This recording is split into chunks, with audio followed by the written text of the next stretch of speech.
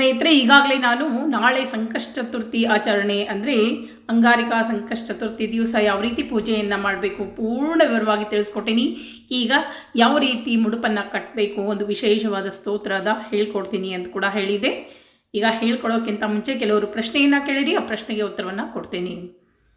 ಕೆಲವರು ನಾವು ಉಪವಾಸವನ್ನು ಮಾಡದೆ, ಪೂಜೆಯನ್ನು ಮಾಡದೆ, ಬರೀ ಮುಡುಪನ್ನು ಮಾತ್ರ ಕಟ್ಟಬಹುದಾ ಅಂತ ಪ್ರಶ್ನೆಯನ್ನು ಕೇಳಿರಿ. ಅದು ನಿಮಗೆ ಬಿಟ್ಟಿದ್ದು. ಯಾಕಂದರೆ ನಾವು ಬರೀ ನಮಗೆ ಫಲ ಬೇಕು, ನಾವು ಪೂಜೆ ಪುನಸ್ಕಾರ ಮಾಡೋದಿಲ್ಲ, ಯಾವುದೂ ಉಪವಾಸ ಮಾಡೋಂಗಿಲ್ಲ, ಭಗವಂತನ ಆರಾಧನೆ ಮಾಡೋದಿಲ್ಲ, ಕೇವಲ ನಾವು ಅಂದುಕೊಂಡಿದ್ದ ಕೆಲಸಗಳು ಆಗಬೇಕು ಅಂತಿದ್ದರೆ ಭಗವಂತನು ಯೋಚನೆಯನ್ನು ಮಾಡ್ತಾನೆ. ಅದಕ್ಕಾಗಿ ನಮಗೆ ಫಲಗಳು ಸಿಗಬೇಕು ಅಂದರೆ ನಾವು ಕಷ್ಟನ ಪಡಬೇಕಾಗ್ತದೆ. ಇದು ಕರ್ಮಭೂಮಿ ಅಂತ ಹೇಳ್ತೀವಿ.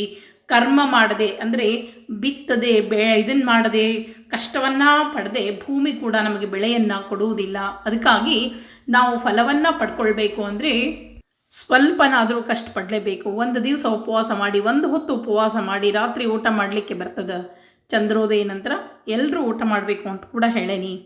ಈಗ ಪೂಜೆ ಎಲ್ಲಿವರೆಗೂ ಅಂತಂದರೆ ಪ್ರಾರ್ಥನೆವರೆಗೂ ತಿಳಿಸ್ಕೊಟ್ಟಿದ್ದೆ. ಅಂದರೆ ಪ್ರದಕ್ಷಿಣಸ್ಕಾರ ಎಲ್ಲ ಮುಗಿದ ಮೇಲೆ ಪ್ರಾರ್ಥನೆಯನ್ನು ಮಾಡ್ಕೋಬೇಕು. ಪ್ರಸೀದ ದೇವದೇವೇಶ ಪ್ರಸೀದ ಗಣನಾಯಕ ಈಪ್ಸಿತಮ್ಮಯವರಂ ದೇಹಿ ಪರತ್ರ ಚ ಪ್ರಮಾಂಗತಿಂ ವಿನಾಯಕಂ ವರಂ ದೇಹಿ ಮಹಾತ್ಮಾನ್ ಮೋದಕ ಪ್ರಿಯ ಅವಿಘ್ನಂ ಕುರುಮೇ ದೇವ ಸರ್ವಕಾರೇಶು ಸರ್ವದಾ ಅಂಥೇಳಿ ಮನಸ್ಸು ಕೊಟ್ಟು ಭಗವಂತನಲ್ಲಿ ಪ್ರಾರ್ಥನೆಯನ್ನು ಮಾಡಿಕೊಂಡು ನಂತರ ಮುಡುಪನ್ನು ಕಟ್ಕೊಳ್ಬೇಕು. ಬೆಳಗ್ಗೆ ಯಾವ ಸಮಯದಲ್ಲಿ ನಾ ಪೂಜೆ ಸಮಯವನ್ನು ಈಗಾಗಲೇ ಹೇಳ್ಕೊಟ್ಟೇನಿ, ಆ ಸಮಯದಲ್ಲಿ ಒಂದು ಕೆಂಪು ಬಟ್ಟೆಯನ್ನು ತೆಗೆದುಕೊಳ್ಬೇಕು. ಕೆಂಪು ಬಟ್ಟೆಯನ್ನು ತೆಗೆದುಕೊಂಡು ಹೊಸದಿರಬೇಕು, ಹಾಕ್ಕೊಂಡಿದ್ದು ಅದು ಇರಬಾರ್ದು. ಹೊಸ ಕೆಂಪು ಬಟ್ಟೆಯನ್ನು, ಒಂದು ಚೌಕ ಬಟ್ಟೆ, ಯಾವಾಗಲೂ ನಾವು ಏನಾದರೂ ಮುಡುಪನ್ನು ಕಟ್ಟಬೇಕು ಅಂದರೆ ಚೌಕ ಬಟ್ಟೆಯಲ್ಲಿನೇ ಕಟ್ಟಬೇಕು. ಆ ಚೌಕಾಕಾರ ಬಟ್ಟೆಯಲ್ಲಿ ಒಂದು ನಾಣ್ಯವನ್ನು ಇಡಬೇಕು. ನೀವು 10 ರೂಪಾಯಿದು ಇಡ್ತೀರೋ, 5 ರೂಪಾಯಿದು ಇಡ್ತೀರೋ, 1 ರೂಪಾಯಿ ನಾಣ್ಯ ಇಡ್ತೀರೋ, ಅದು ನಿಮಗೆ ಬಿಟ್ಟಿದ್ದು. ಒಂದು ನಾಣ್ಯ, ಒಂದು ಅಡಿಕೆ ಬೆಟ್ಟ, 3 ದಳ ಗರಿಕೆಯನ್ನು ಇಡಬೇಕು.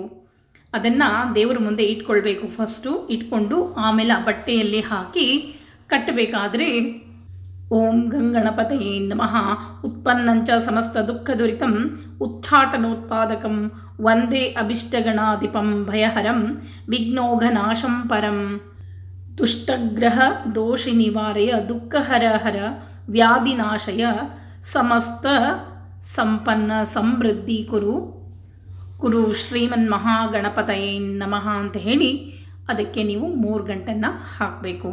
ಈ ರೀತಿಯಾಗಿ ಬೇಡಿಕೊಂಡು ಮುಡುಪನ್ನು ಕಟ್ಟಿ ಅದನ್ನು ಯಾರಿಗೂ ಕಾಣದ ಹಾಗೆ ಎಲ್ಲಾದರೂ ಅಂದರೆ ನಿಮ್ಮ ದೇವರ ಮನೆಯಲ್ಲಿ ಎಲ್ಲಾದರೂ ಎತ್ತಿಯಾಗಿ ಇಡಬೇಕು.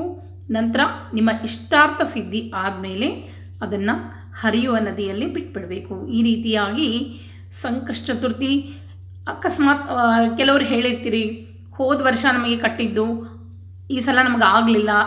ಯಾವಾಗ ನಾವು ಒಂದೇ ಒಂದು ಕಲ್ಲನ್ನು ಮಾವಿನ ಗಿಡಕ್ಕೆ ಹೊಡೆದ ತಕ್ಷಣ ಮಾವಿನ ಹಣ್ಣು ಬೀಳುವುದಿಲ್ಲ.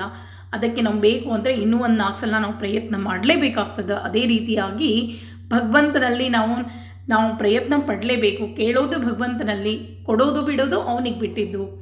ಪ್ರಯತ್ನ ನಾವು ಮಾಡಬೇಕು. ಎಲ್ಲಿ ಪ್ರಯತ್ನ ಇರ್ತದೋ ಅಲ್ಲಿ ಖಂಡಿತ ಫಲ ಇರ್ತದೆ. ಈ ರೀತಿಯಾಗಿ ಭಗವಂತನ ಅನನ್ಯ ಭಕ್ತಿಯಿಂದ ಬೇಡ್ಕೊಂಡು ನಂತರ ಇನ್ನೂ ಈಗಾಗಲೇ ಪೂಜಾ ಸಮಯವನ್ನು ಹೇಳ್ಕೊಟ್ಟೀನಿ. ಪೂಜಾ ಮುಗಿದ ಮೇಲೆ ಪೂಜಾ ಯಾವ ಸಮಯದಲ್ಲೇ ಹೇಳ್ಕೊಟ್ಟೇನೋ ಅವು ಅತ್ಯಂತ ಶುಭ ಮುಹೂರ್ತಗಳವ. ಆ ಸಮಯದಲ್ಲಿ ನೀವು ಪೂಜೆಯನ್ನು ಮುಗಿಸಿದ ಮೇಲೆ ಮುಡುಪನ್ನು ಕಟ್ಟಿಡಬೇಕು. ಈ ರೀತಿಯಾಗಿ ನಾಳೆ ಏನು ಸಂಕಷ್ಟ ಚತುರ್ಥಿ, ಅದರಲ್ಲೂ ಕೂಡ ಆಶ್ಲೇಷ ನಕ್ಷತ್ರದಲ್ಲಿ ಮಂಗಳವಾರ ದಿವಸ ಬಂದದ. ನಾಳೆ ದಿವಸ ಬಹಳಷ್ಟು ಈ ಸಂಕಷ್ಟಗಳನ್ನು ನಾಶ ಮಾಡುವಂಥ ಯೋಗ ಬಂದದ. ನಾಳೆ ದಿವಸ ಮನಸ್ಸು ಕೊಟ್ಟು ಹರಕೆಯನ್ನು ಕಟ್ಕೊಳ್ರಿ, ನಿಮ್ಮ ಸಂಕಷ್ಟಗಳು ದೂರ ಆಗ್ತದೆ. ಮತ್ತೆ ನಂಗೆ ನೀವು ಕಮೆಂಟ್ಸ್ ಮಾಡಿ ಖಂಡಿತವಾಗಿಯೂ ಹೇಳ್ತೀರಿ. ಬೆಳಗ್ಗೆ ಪೂಜೆ ಎಲ್ಲ ಆದಮೇಲೆ ಈಗಾಗಲೇ ಚಂದ್ರೋದಯ ಸಮಯ ಕೂಡ ನಾನು ಹೇಳ್ಕೊಟ್ಟೇನಿ. ಆ ಸಮಯದಲ್ಲಿ ಅಡುಗೆ ನೈವೇದ್ಯ ಮಾಡಿ ಎಲ್ಲರೂ ಊಟವನ್ನು ಮಾಡಬೇಕು. ಈ ರೀತಿಯಾಗಿ ಒಂದು ಅರ್ಥಪೂರ್ಣವಾಗಿ ಈ ಸಂಕಷ್ಟ ಚತುರ್ಥಿ ಆಚರಣೆಯನ್ನು ಮಾಡಿರಿ. ಖಂಡಿತವಾಗಿಯೂ ನಿಮಗೆ ಇಷ್ಟಾರ್ಥ ಸಿದ್ಧಿ ಆಗ್ತದೆ. ಮತ್ತೆ ಮುಂದಿನ ವಿಡಿಯೋದಲ್ಲಿ ಸಿಗ್ತೀನಿ. ನಮಸ್ಕಾರ.